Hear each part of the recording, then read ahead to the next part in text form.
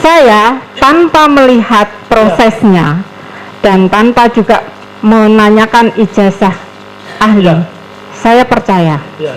Ya, saya tidak melihat ijazah ahli, tapi saya percaya.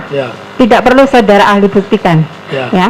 Nah, tapi ada sisi lain ketika saudara menunjukkan aslinya, tapi masih ada juga orang yang tidak percaya. Bagaimana cara ahli untuk meyakinkan orang yang tidak percaya? Buat saya gampang. Seorang dosen punya NIDN, mohon ditertibkan dulu Bapak. Tolong tenang ya, penonton tenang ya. Sekali lagi saya ingatkan. Seorang dosen itu punya namanya NIDN, nomor induk dosen nasional. Kalau dia dosen profesional, dia punya nama NIDK, dan itu ada di PDDikti, Pangkalan Data Pendidikan Tinggi. Jadi di situ akan ada nama Muhammad Taufik, ditulis saja Dr. Muhammad Taufik, disertasi keadilan substansial, akan ketemu di situ kapan saya lulusnya, tahun berapa, kemudian saya mengajar di mana dan seterusnya. Terima kasih, saya senang sekali bisa bertemu dengan kakak saya ini.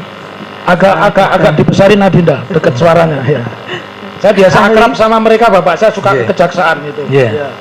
Silakan. Saudara ahli, melanjutkan dari pernyataan dari teman saya mengenai istilah tadi apa, pemaknaan frasa keonaran. Ahli menyatakan itu harus ada kekerasan fisik. Ini penafsiran ahli yang menurut apa? Apakah gramatikal atau apa? Kalau karena saya pernah baca juga di asas-asas hukum pidana karangan Prof. Andi Hamzah, interpretasi atau penafsiran itu banyak sekali.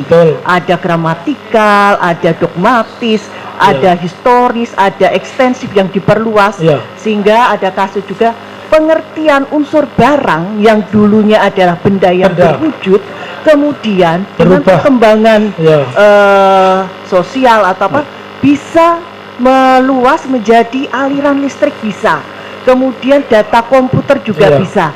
Ini saya kaitkan dengan penjelasan ahli tadi bahwa harus dilihat waktu dulu itu belum ada itu alat komunikasi, namanya media massa seperti YouTube segala macam, tapi ternyata dengan interpretasi atau penafsiran secara ekstensif memperluas, yang dulu barang hanya berupa wujud yang bisa dilihat nyata, ternyata data komputer pun bisa masuk dalam unsur barang. Kemudian juga ada penafsiran secara sosiologis yang menafsirkan bahwa keonaran itu tidak hanya berdasar kekerasan fisik, tapi keresahan juga bisa.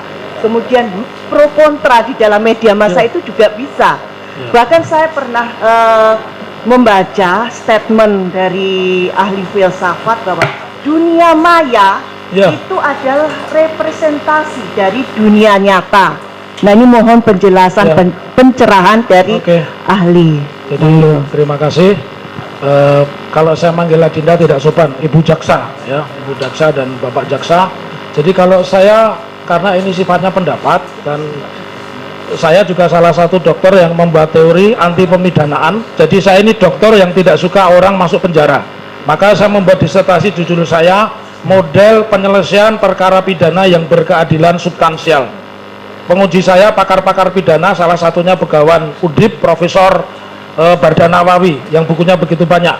Nah, saya ingin mengatakan bahwa frasa onar, karena onar ada banyak aliran yang mengatakan apakah itu kita mau menganut yang leksikal berdasarkan kamus, gramatikal berdasarkan susunan.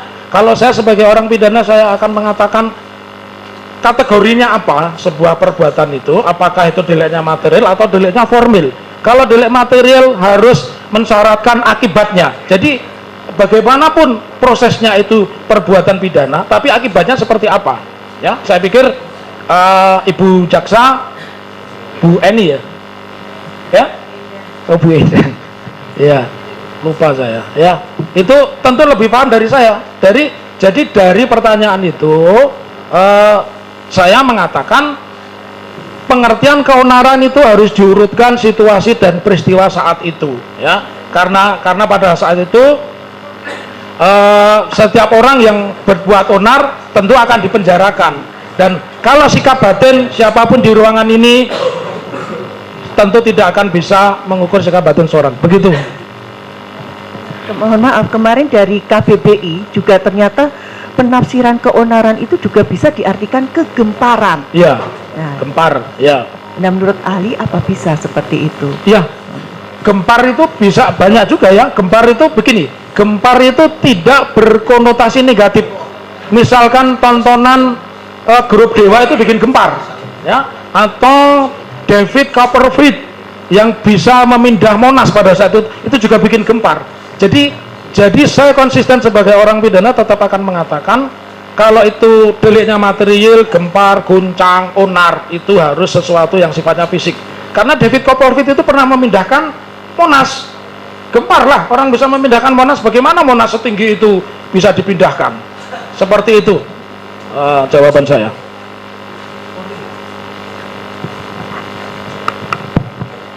Baik, terima kasih. Selanjutnya saya pertanyaannya yang ringan-ringan saja, Ya, ahli. terima kasih. Iya. Baik, tadi saya mencatat ada satu keterangan ahli yang menyampaikan bahwa bohong itu menyampaikan sesuatu tidak faktual, baik ditambahi atau dikurangi. Jadi dalam konteks penyampaian informasi, penyampaian berita, atau penyampaian pernyataan yang dalam cara penyampaiannya itu untuk diketahui khalayak ramai, publik, menurut ahli kriteria faktual itu yang seperti apa? Ya, faktual itu ada dua kriterianya. Kalau itu sudah menjadi rahasia umum, ya berarti memang itu benar. Misalkan mengatakan mobil Toyota, ya mobil Toyota, berarti faktual, apapun bentuknya, apapun jenis, apapun tipenya, itu seperti itu. Tetapi kalau mengatakan sesuatu yang tidak semestinya, ya barangnya tidak ada tapi dia mengatakan ada, itulah yang disebut sebagai menyebar hoax. Dan saya ingin sampaikan pengalaman empiris. Memang tadi betul yang disebut Pak Jaksa, Pak Dr. Aprianto, ya Tri siapa bapak namanya? Tri Kurniawan, ya Aprikut, ya. Kita melihat ya pemberlakuan Undang-Undang 146 Peraturan Pidana khususnya pasal 14 ayat 1, 14 ayat 2, dan itu hanya terjadi di masa pemerintahan Pak Jokowi. Khususnya tahun 2018 saat Ratna Sarumpait datang sebuah klinik kecantikan yang mukanya bengkak karena kebetulan saat itu dia adalah oposisi, dan selama itu saya tidak tahu yang sekarang, selama itu Ratna Sarumpait itu adalah oposisi, maka dia ditersangkakan benar. Dan itu berarti kan ada perbuatan fisik. Dia mengatakan, dia membuat hoax seolah-olah dia dipukuli oleh aparat keamanan, ternyata dia dipukuli oleh dokter kecantikan. Wajahnya itu dipukuli oleh dokter kecantikan, bukan oleh, itu betul. Jadi dari fakta ini, dan selama itu pula tidak pernah ada, baik Pak Habibie ini presiden yang paling saya hormati karena beliaulah bapak demokrasi yang sebenarnya, membebaskan napi-napi sampai ada yang jadi presiden, Sanana Gusmao, ya. Bahkan ada beberapa jadi anggota DPR PDI, ya, termasuk Pius Lustri Lanang dan sebagainya. Nah, jadi atas pertanyaan tersebut, secara empiris sebenarnya negara ini sudah paham, meskipun pasal itu tidak dicabut, tetapi pasal itu tidak pernah diberlakukan. Kita coba misalkan pasal tentang penyiksaan binatang, pasal itu tidak pernah dibatalkan, tetapi tidak ada satupun tukang ayam yang membawa ayam di Bronjong ditangkap karena penyiksaan binatang.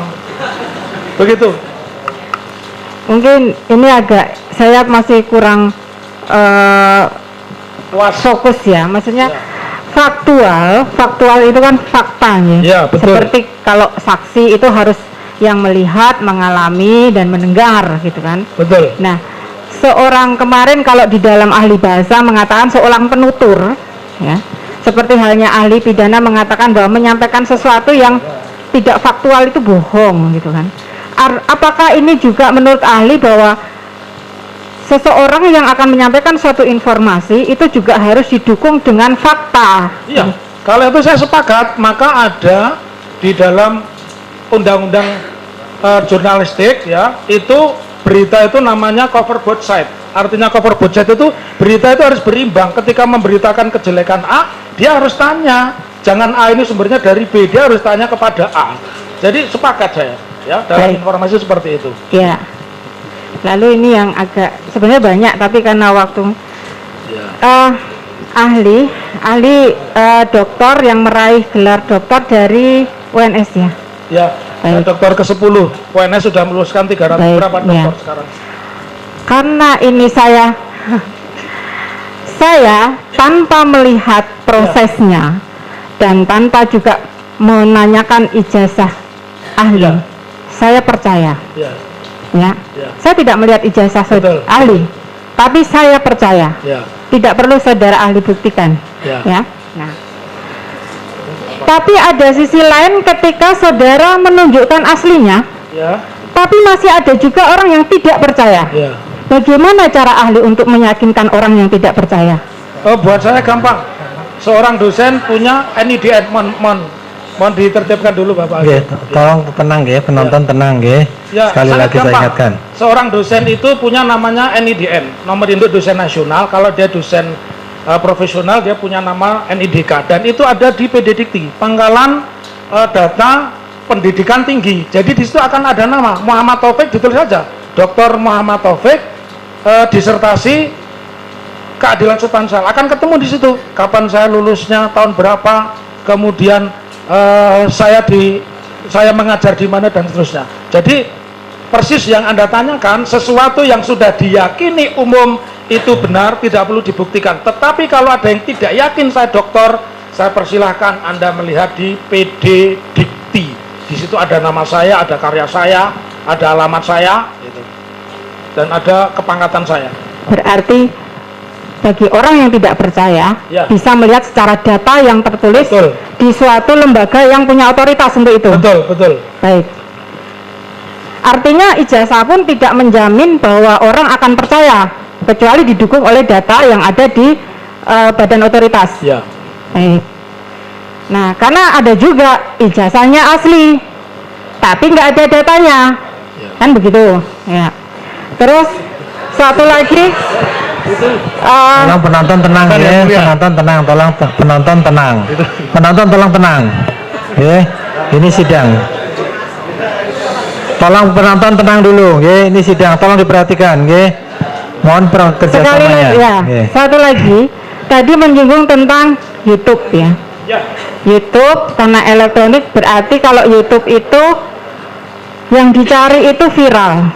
Ya. Karena viral, ketika viral itu dia dapat mendatangkan keuntungan Ya. lah Dia secara dapat komersial. monetasi, dapat pemberitahuan berapa viewer, berapa rupiahnya gitu. Ya, baik.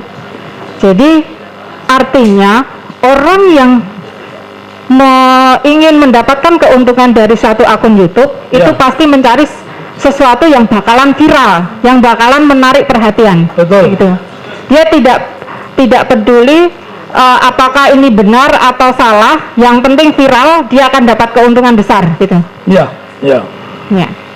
Nah, menurut ahli, kalau orang sudah punya tujuan untuk tujuan komersial dan ternyata tujuan itu tercapai, Ya. gitu. Apakah ketika ada respon, pasti orang ada, kalau sudah diketahui banyak orang kan pasti ada respon Ya. positif dan respon negatif, Ya. gitu kan? Kalau ada yang orang merespon negatif Ya. dan dia juga mengungkapkan pendapatnya, Ya. bahkan sampai dengan merasa tidak terima dan sebagainya, lalu melaporkan, apakah menurut ahli itu sah orang yang tidak yang merespon negatif dan dia tidak terima dengan apa yang dia publikasikan, lalu dia melaporkan si penyiar YouTube itu, Ya. menurut ahli bagaimana, sah nggak? Ya, kalau orang membuat pelaporan itu boleh-boleh saja. Pertanyaannya, apakah dia punya legal standing atau tidak? Karena saya ingin sampaikan juga bahwa di channel YouTube, channel sepak bola itu banyak penipuan supaya viewer banyak, subscribe banyak. Dia mengatakan PSSI menang. Setelah ditelusuri, itu ternyata video tahun 97. Saya pun termasuk orang yang ketipu. Sering itu. Coba sekarang aja dipraktekkan. Dipraktekkan itu. Misalkan menang sama Argentina 4-0. Saya penasaran, ternyata di bawahnya kasih title kecil. Ini ilustrasi, itu pidana itu sebenarnya. Karena sudah menipu saya itu. Sudah menipu saya. Jadi jawaban saya begitu buat Ibu Jaksa. Cukup? Masih ada? Cukup ya? Baik.